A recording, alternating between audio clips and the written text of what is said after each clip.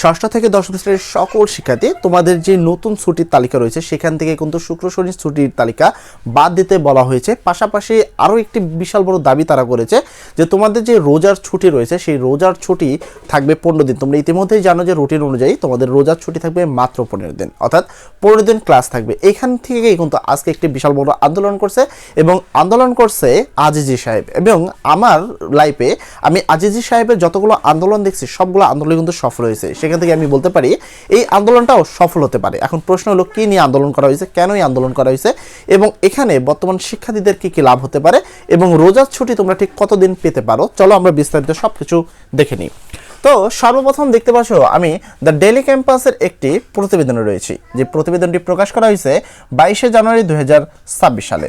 তো এখানে বলা হয়েছে আমি এখানে একটু মার্কার নিচ্ছি তোমাকে একটু মার্কার দিয়ে বোঝানোর জন্য। এখানে হেডলাইনে তোমরা দেখতে পাচ্ছ যে লেখা আছে মাধ্যমিকের বার্ষিক ছুটি থেকে শুক্র শনি বাদ দেওয়ার দাবি।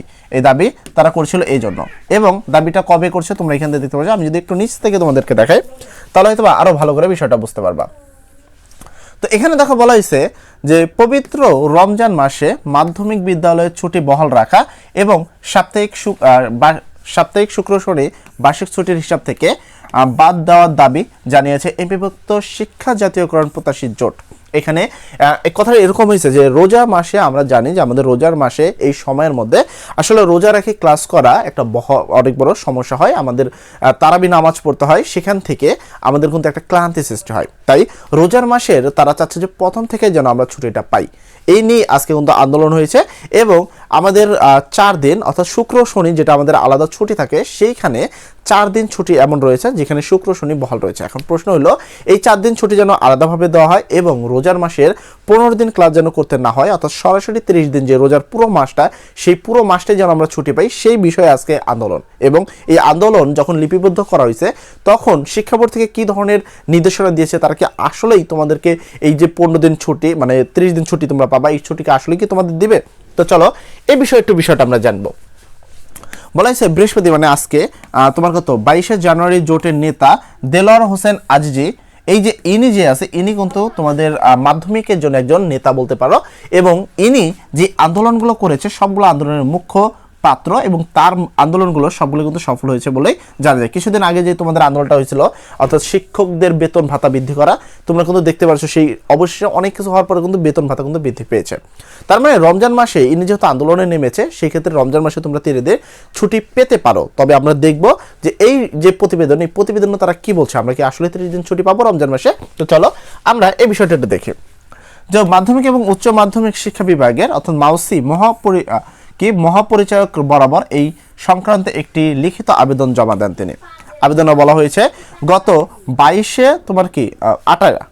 ডিসেম্বর 2025 শিক্ষা মন্ত্রণালয় জারি করা, অর্থাৎ ওই যে তোমাদের যেই ছুটির তালিকা যে জারি করছিল সেই ছুটির তালিকার কথা বলছে, সেই ছুটির তালিকা অনুযায়ী মানে 25 সালে যে জারি করছে সেই অনুযায়ী তোমাদের কি বলা হয়েছে আগামী 5 মাস পর্যন্ত তোমাদের কি 15 দিন মাধ্যমিক বিদ্যালয় কি খোলা রাখার নির্দেশনা দেওয়া হয়েছে। মানে 5 মাস 15 রোজার 15 রোজা পর্যন্ত স্কুল শিক্ষা প্রতিষ্ঠান খোলার কথা রয়েছে এই নোটিশ অনুসারে, ঠিক আছে। এরপর বলা হয়েছে যে নেতৃবৃন্দ উল্লেখ করেন রমজান মাসে রোজা রেখে শিক্ষক এবং শিক্ষার্থীদের পক্ষে শ্রেণী কার্যালয়ে অংশ নেওয়া অত্যন্ত কষ্টকর, মানে এখানে ছাত্র এবং ছাত্রদের উভয়ের জন্য কষ্টকর রয়েছে। বিশেষ করে দীর্ঘ সময় রোজা রাখার পর তারাবির নামাজ আদায় করা শিক্ষক এবং শিক্ষার্থীদের জন্য শারীরিক ও মানসিকভাবে ক্লান্তিকর হয়ে দাঁড়াবে। এই পরিস্থিতিতে রমজানের পবিত্রতা রক্ষা এবং শিক্ষক শিক্ষিকাদের দুর্ভোগ লাঘবে পূর্বের মতো পুরো রমজান মাসের ছুটি বহাল রাখা জরুরি। তার মানে আমরা এখানে যে আন্দোলনটা এই আন্দোলনে তারা চাচ্ছে যেন পুরো রমজান মাসে তোমাদেরকে ছুটি দেওয়া হয়, অর্থাৎ 30 দিনে যেন তোমরা ছুটি পাও, এই বিষয়টা নিয়ে কিন্তু আন্দোলন। ওকে, এখানে বলা হয়েছে দেখো আন্দোলনে আরো বলা হয়েছে 2026-এর বার্ষিক ছুটির তালিকায় মোট 8 দিন সাপ্তাহিক ছুটি রয়েছে যা শুক্র শনিতে পড়ে। এই ছুটিটাও কি করার লাগবে, এই ছুটিটা ক্যান্সেল করতে বলা হয়েছে এবং 4 দিনকে তোমার কি বলা হয়েছে আবার নতুনভাবে ছুটি দিয়েছে, যা গণনা করা একেবারে অযৌক্তিক। ওকে, তো এমপিভুক্ত শিক্ষক জারিকরণ প্রত্যাশিত জোটের পক্ষে দেলোয়ার হোসেন আজিজি মহাপরিচালক নিকট জোর দাবি জানান রমজান মাসের ছুটি পুনরায় বহাল রাখা হয় এবং সাপ্তাহিক ছুটি যেন এই হয়। আচ্ছা, এই তো এখানে কিন্তু আর কিছু এই বিষয়ে বলা হয় নাই। তো আমি যদি এখানে কথা বলি মেন বিষয় হলো বর্তমান আজকে কেবল আন্দোলন নেমেছে তারা, এবং এই আন্দোলন হয়তোবা বেশ কিছুদিন বহাল থাকবে। এটা আমি শিওর দিয়ে বলা যাচ্ছে না, যেহেতু এটা শিক্ষা মন্ত্রণালয়ের বিষয়।